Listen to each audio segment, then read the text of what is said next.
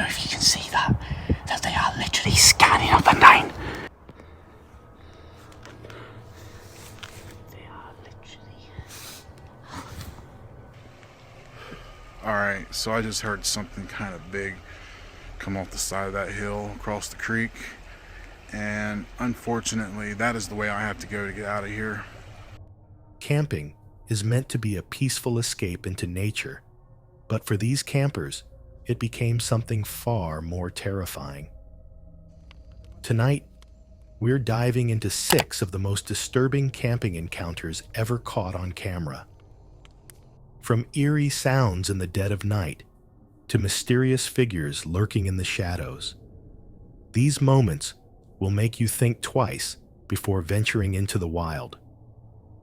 Some of these are truly disturbing, so watch with caution, and if any of these encounters leave you unsettled, don't forget to hit that like button. Dan set out for a solo camping trip, but what started as an adventure quickly turned into an unsettling experience, one that forced him to cut his trip short.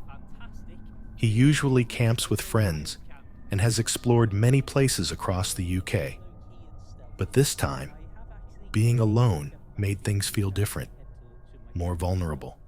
Ooh, the spooky woods. When I was in the woods initially, I filmed a few of these little bits talking about how heavy the bag was and how keen I was to have something to eat because I'd set out without having anything for my tea. However, I hadn't at this point anticipated how big a part of this video the woods would become. I was showing you there was trees down all over the place, even a lot of the greenery's been blown down onto the forest floor with all of the storms we've had recently.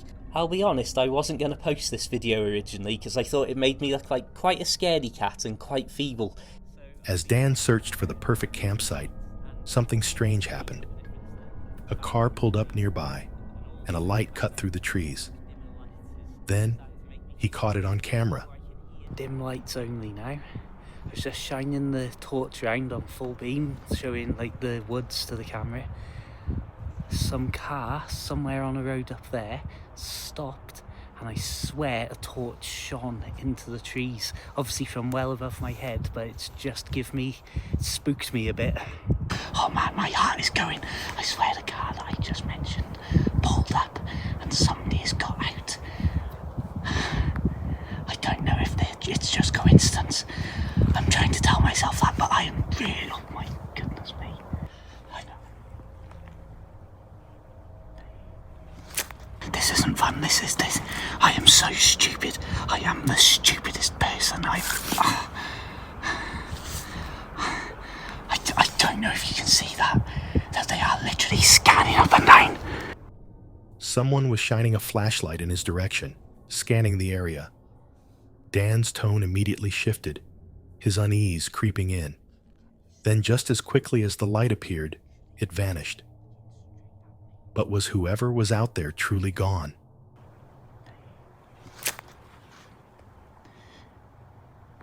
I don't know what to do. I'm literally crouched. I'm sat on the ground. Right, the camera off.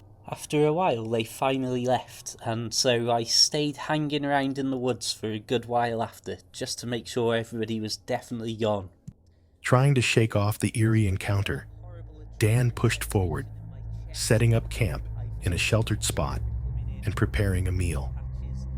But just as he started to relax, new sounds put him on high alert. As I'm eating, you may notice I become preoccupied with something on my left-hand side, and what was happening was originally the sound of quad bikes or dirt bikes, then a car alarm going off, possibly on one of the back lanes or the obscure car parks out in this area, and then at one point I definitely heard at least one man shouting loudly.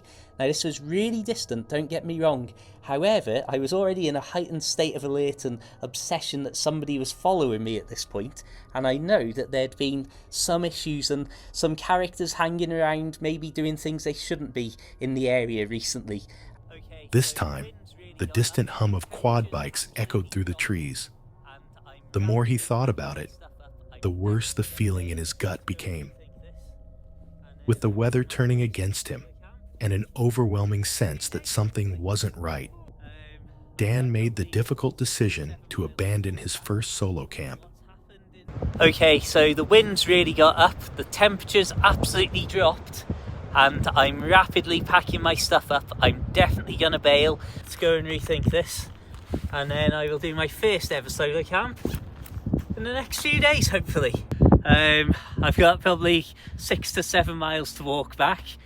What's happened in the last sort of 20 minutes, I've heard voices, thought I heard quad bikes or dirt bikes, something like that. Heard a shout. I thought perhaps I didn't hear the shout at first, but I've just been hearing a car alarm go off in the distance, and I'm just wondering if there is any mischief afoot, because I saw a thing on Facebook about there being some trouble going around the area, and if people have parked up on the back lanes and stuff, I don't know, but I don't want to be out here potentially in the middle of that either. So I'm going to see what happens. I'm just going to walk and walk and walk. Temperatures really dropped off, and so hopefully I'll just clear off. As he made his way back through the darkened woods, the unease only grew.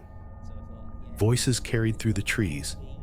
Then suddenly, a car alarm blared in the distance. At that moment, Dan knew he had made the right call. With reports of suspicious activity in the area, staying could have made him a target. Some things just aren't worth the risk. Flex is known for his adventurous exploration videos, but this time, he took things a step further, camping overnight in an abandoned caravan. From the moment he stepped inside, the place felt off. Scattered belongings, half-used food, and overturned furniture suggested someone had been living there. Tonight's camping place is an abandoned caravan. Yep, an abandoned caravan, and it's more interesting that there's a bit of urbex involved in this, because I just had a quick look in there. There is a lot of stuff in there. It's in very good condition. Normally caravans are wrecked. Right, so already on the inside you get an idea. I mean, most of the windows are gone, but the curtains are over them. It's in fairly good condition. It's not wrecked or anything like that. I think it's only recently been discovered, and maybe some people have been in it. I noticed a bit of graffiti on the other side. Somewhere to sleep. I'll have a look in the bedrooms, and if not, I'm liking the look of these sofas. I'll maybe move some of this stuff and set up there. I'll set up my little camping stove on top of that TV, I think, because that's a perfect table.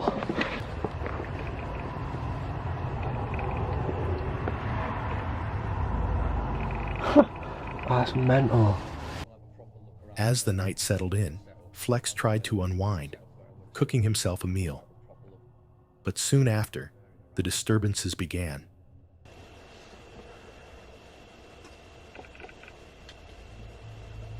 I said it once and I'll say it again. Just because we are rough camping, I'm going to call it, sleeping somewhere abandoned, doesn't mean we have to eat poorly. That's good. At 2 a.m., the sound of movement came from inside the caravan, objects shifting as if someone was rifling through the debris. He lay still, completely unaware, but the sounds never stopped.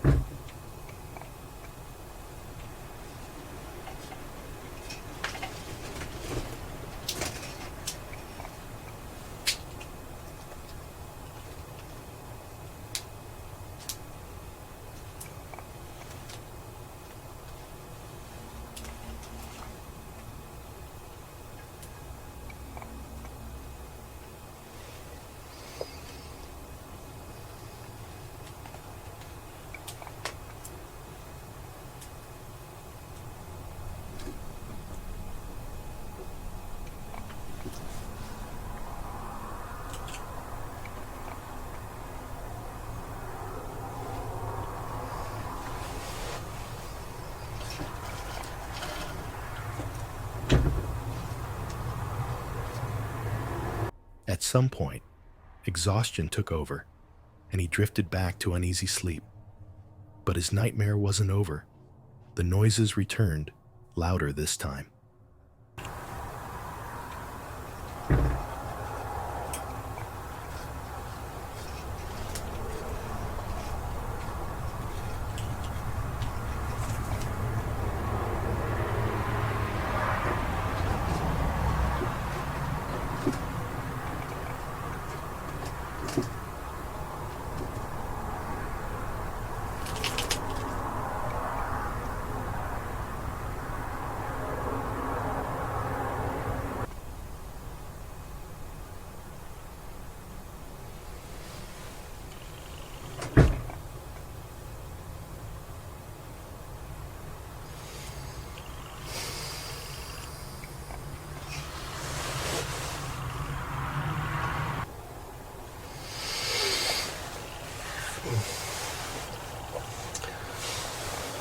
I'm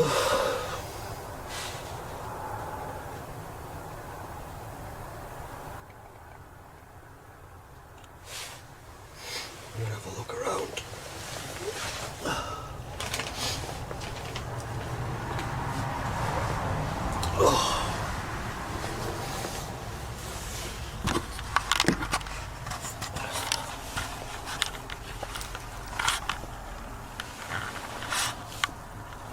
No, I think we're all right.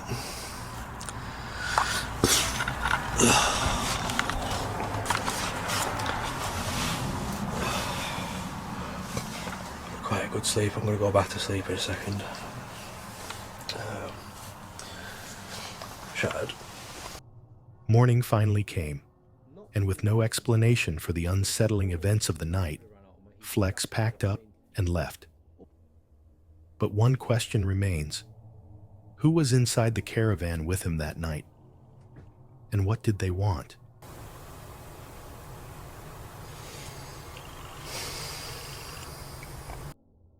Jason is an experienced outdoorsman, but when he returned to Dead Man's Hollow, he had no idea this trip would unsettle him more than ever before. As he made his way along the trail, the sun dipped below the horizon, and with it came a heavy silence. Hey YouTube, how's it going? Tonight I am at Dead Man's Hollow in Scioto County, Ohio.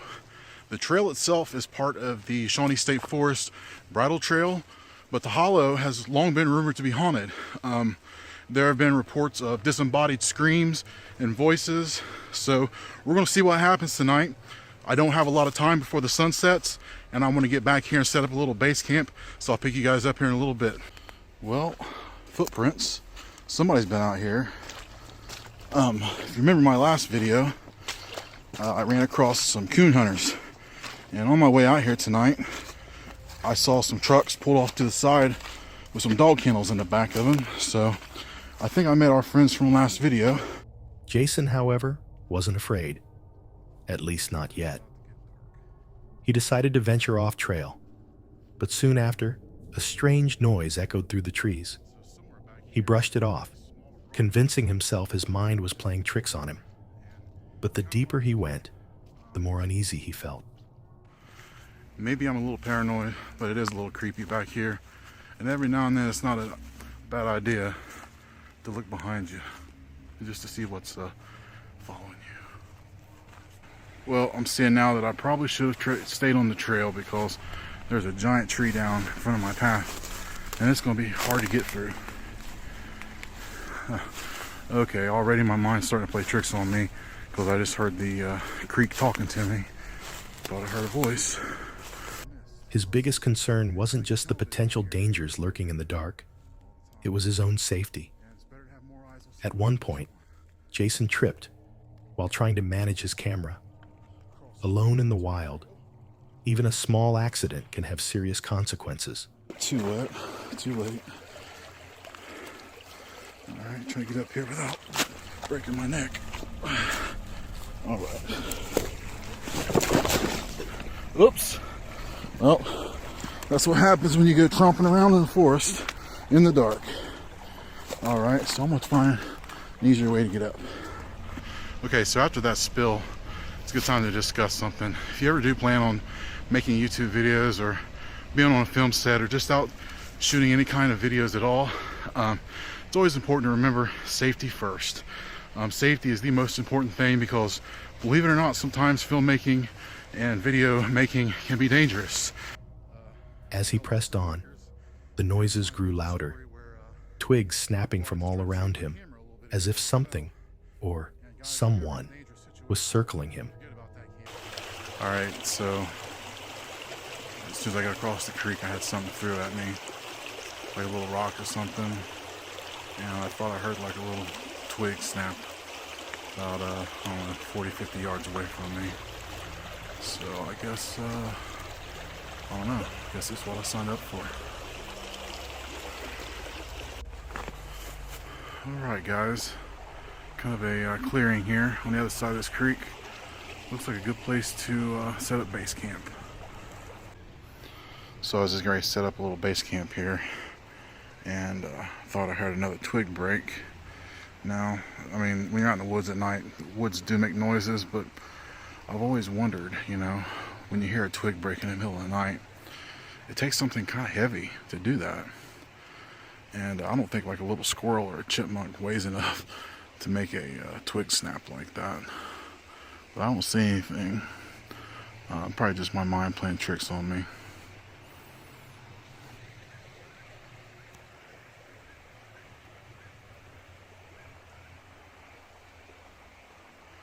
That whippoorwill knows what's going on. Every time I try to set up, I hear a twig snap over there. And I can... There it is. Did you hear it? Every time I turn the camera off. Shining his flashlight into the darkness, he scanned for movement, but saw nothing. The activity intensified. With each passing moment, the feeling of being watched grew stronger. Something was following him. You always want to check, anytime you're going to be camping near the creek, you always want to check to see, you always want to check to see, man, that's crazy. I've never had this happen to me in the forest.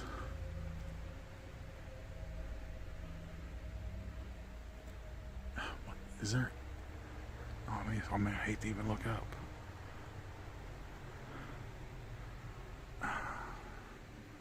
You know, I don't know. There's something to say about that. I don't want to be getting out of here for too long. I feel kind of vulnerable back here. It does feel like you're being watched back here. You know, the disembodied voices, I think people are probably hearing this creek over here, because I've heard a few different things that I thought might have been a voice, but don't know how to explain these rocks being thrown at me. So, you know, it is a pretty interesting place to come check out if you're in the area.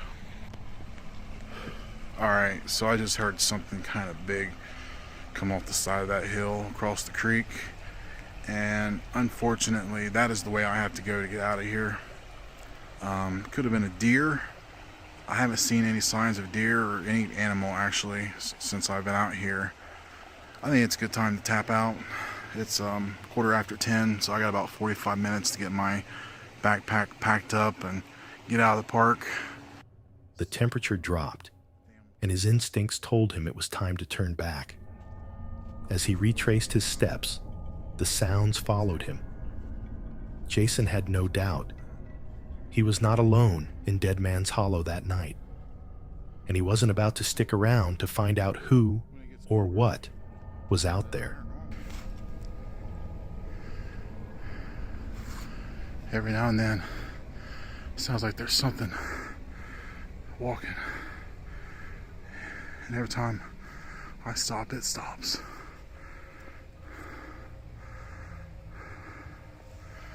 I can't wait to get out of here. For these campers, their worst nightmare became reality. At 2 a.m., they were startled awake by deep guttural growls coming from the darkness. At first, they weren't sure if they were imagining things. But as the hours passed, the sounds never stopped. By 6:15 a.m., they captured something chilling on camera.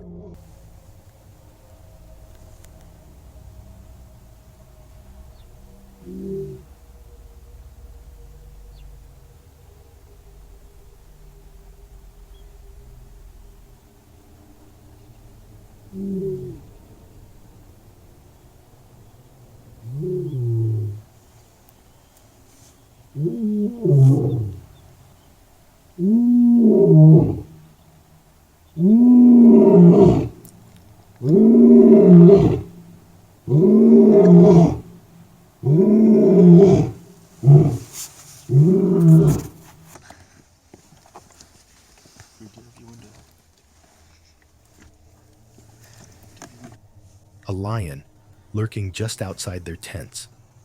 Their only option was to remain as still as possible and pray it would leave. But the lion wasn't just passing through. It was circling them, eyeing their campsite like prey.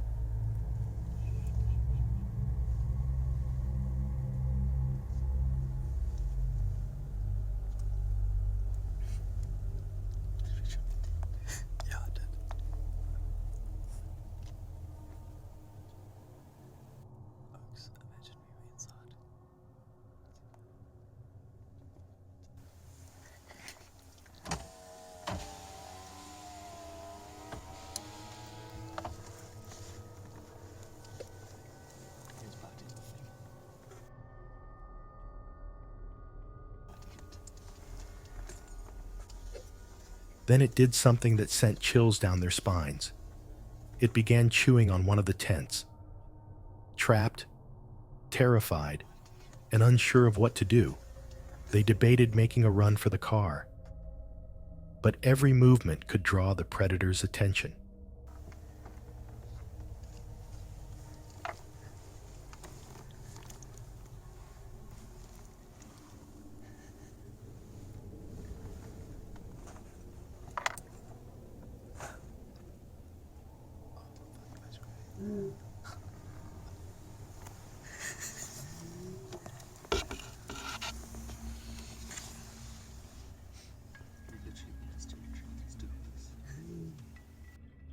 Eventually, the beast wandered off, disappearing into the wilderness.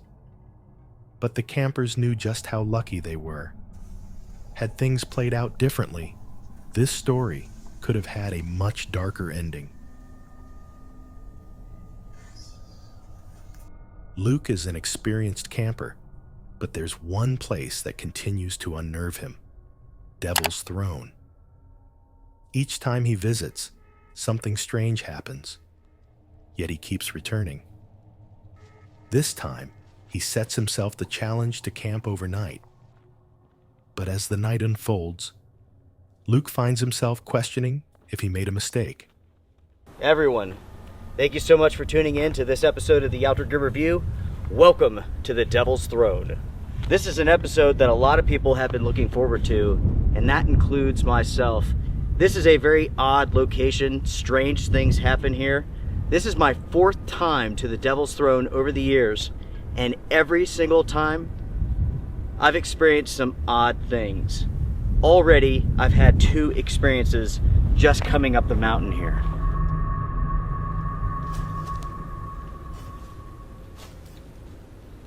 I'm not alone up here. Something is with me. I hear footsteps, I drop my pack, I take off running, I can find nothing. I make it back to my pack, I'm hearing footsteps again. Determined to face whatever lurks in the area, Luke made his way up Devil's Throne. But the eerie sounds and unsettling atmosphere weren't his only concerns. One wrong step on this treacherous terrain could send him plummeting into disaster. This, my friends, is the dangerous part of this hike. One false step and you will slide off of this rock face to your death.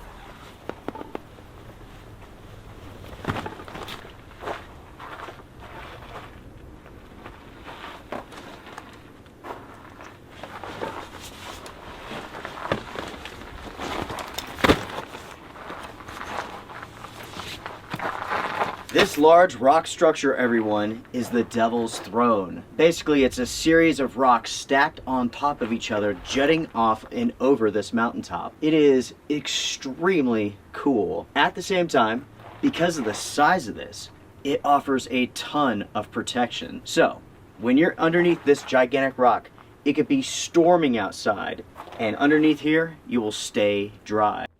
Reaching a rock formation, his chosen campsite for the night, Luke set up his gear and started the evening with the most important thing: coffee, fueling himself for the stormy night ahead.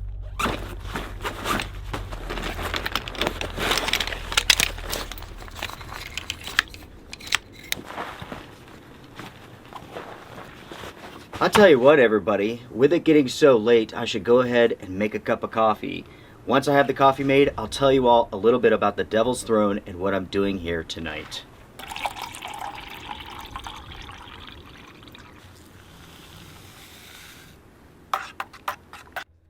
Checking the forecast, he realized the conditions had taken a turn for the worse.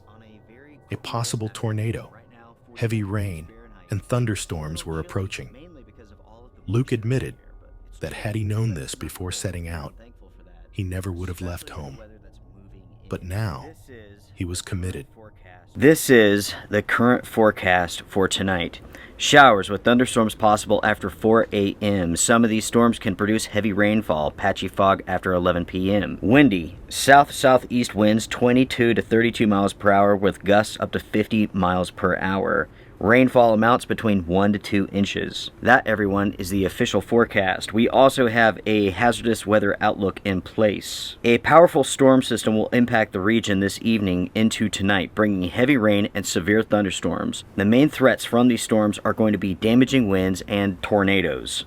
They were not calling for this earlier. A strong tornado or two cannot be ruled out. Additionally, locally heavy rainfall may result in flash flooding conditions. When I left the house a few hours ago, there was no mention of tornadoes for this area. If I had seen that, I wouldn't have come out. I love storm camping, right? But I don't want to camp in a tornado. Nobody does. That's dumb. I would love to see one, right? But I don't want to camp in one.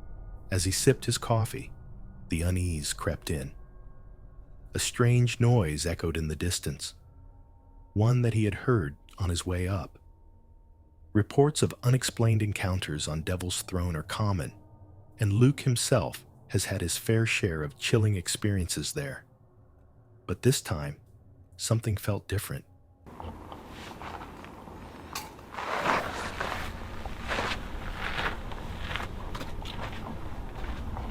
I wish I could tell you all what that is, but I do not know. Like, it's like just out of my reach as far as my hearing goes, you know? It's like one of those things where, like, I feel like I could tell what it was if it was just a little bit louder, but I can't. It sounds weird, though, that's for sure. Not once today have I felt like I was alone up here. When I was hiking up the mountain, I heard footsteps. I heard that strange noise. I hear it again now. This is part 4 of the Devil's Throne series, and likely it'll be the last part. I wanted to come up here, spend the night, see what happens, and I will share with you all my experiences. Already a bit strange, you know what I mean?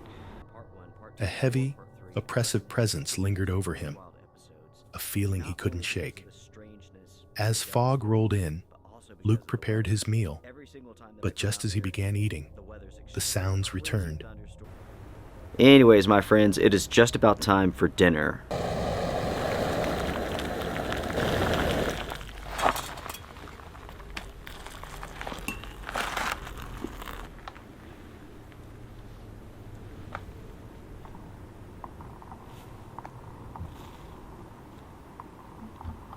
I am still hearing that sound. It's pretty loud, too. Closer. Unfortunately, it's too foggy, the rocks are too wet to go mess around in the dark. I have to stay right here. Basically, I'm hunkered down for the night.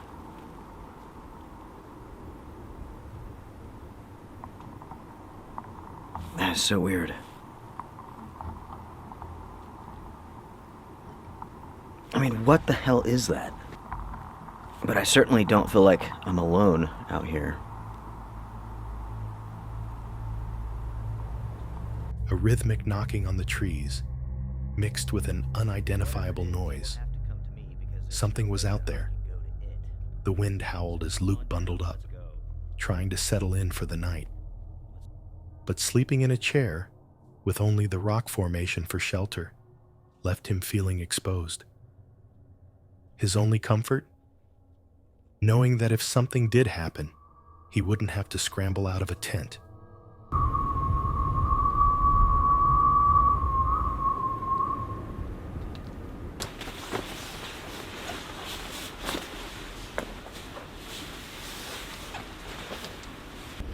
This, everyone, is where I am sleeping at tonight. I have full protection overhead. I'm fairly protected from the wind. It is beginning to rain now. It is crazy light, but it's raining. I have been hearing some strange things. I can explain none of it. I don't know. I just don't know. Yeah. Anyways,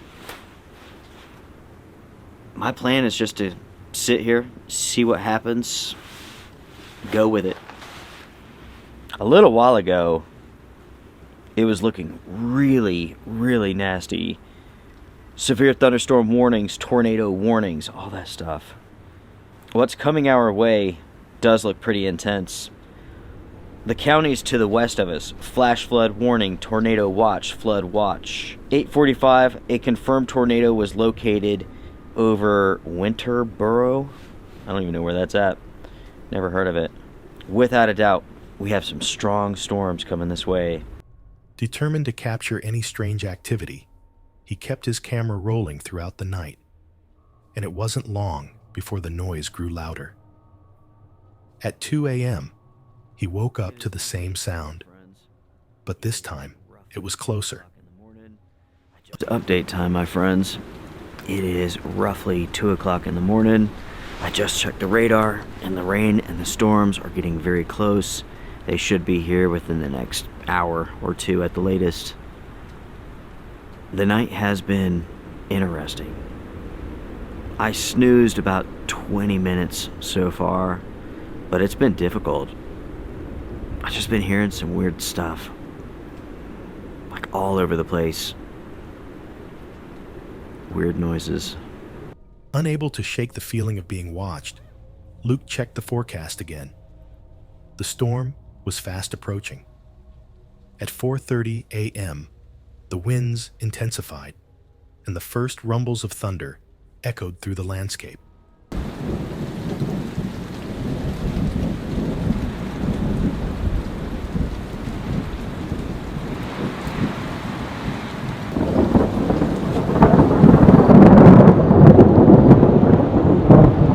.30 and it is absolutely pouring out there. There is so much water pouring off this rock, coming down, hitting the ground. At any moment, the little stream that comes through here could begin. I've been dozing for about an hour, and what woke me up was the sound of the roaring wind. You can hear it.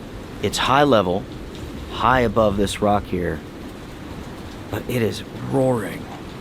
Try to rest until the sun comes up and then get up, make coffee, and all that stuff.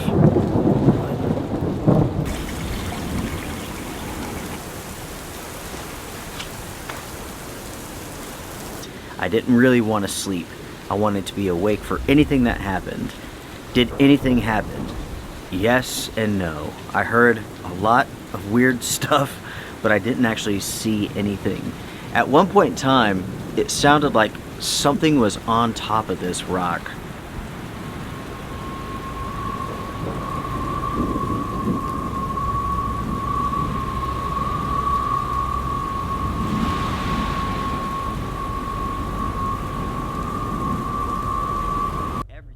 Luke tried to rest as long as possible, but by morning, he knew it was time to leave. With the storm raging around him, he packed up, took one last sip of his coffee, and made his way down. He had faced Devil's Throne and survived the night. But one thing was certain. Luke had no plans to return anytime soon. Two friends were running through the forest near their home, enjoying the peaceful isolation of nature, until a woman appeared out of nowhere. She approached them, her behavior erratic, her presence unsettling.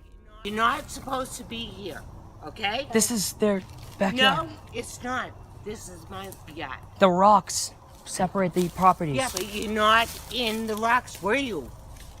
Were you? We were on them. No, you weren't. Guys, private property. Private property, so please. I will. Come on. No. What are you doing? What do you mean no? You want me to fight you? Nancy. She claimed they were trespassing on her land, despite their insistence that they were on their own property. Then, she did something bizarre. She grabbed one of them by the arm, as if trying to keep them from leaving.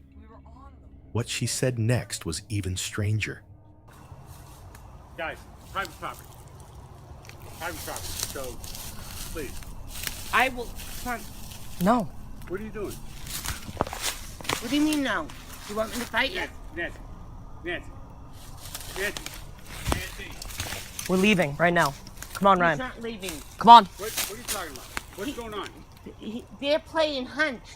2 doors down. No, but this is considered the No, it isn't. boundaries. No, it What are you isn't. talking about? Boundaries. The We're just boundary- cutting through because it's a shortcut. It's not a shortcut. How do I know you're not breaking into that home? I'm not gonna break in them. These people are wicked nice. Oh, See, that guy's right there. Right. How do I know you're not breaking into their house? We're not. How do I know? Why? I Why wouldn't. are you up here? Because my friends were back here and we chased them. Do not. Where are you from? Come How on. far down? Where are you from? Come on. No. You want to start? I didn't do anything. You did. You trespassed on my property. Her words were nonsensical, almost delirious, and the longer she spoke, the more uneasy the boys became. They repeatedly told her they weren't on her land, but she refused to listen. The video cuts off, leaving one terrifying question. What happened next? Who was this woman? And what were her true intentions? You trespassed on my property. A night in the wilderness can feel peaceful until something in the darkness reminds you that you're not alone. Which of these encounters sent chills down your spine? Let me know in the comments. And if you enjoyed the video, don't forget to like and subscribe, because you never know what's lurking out there.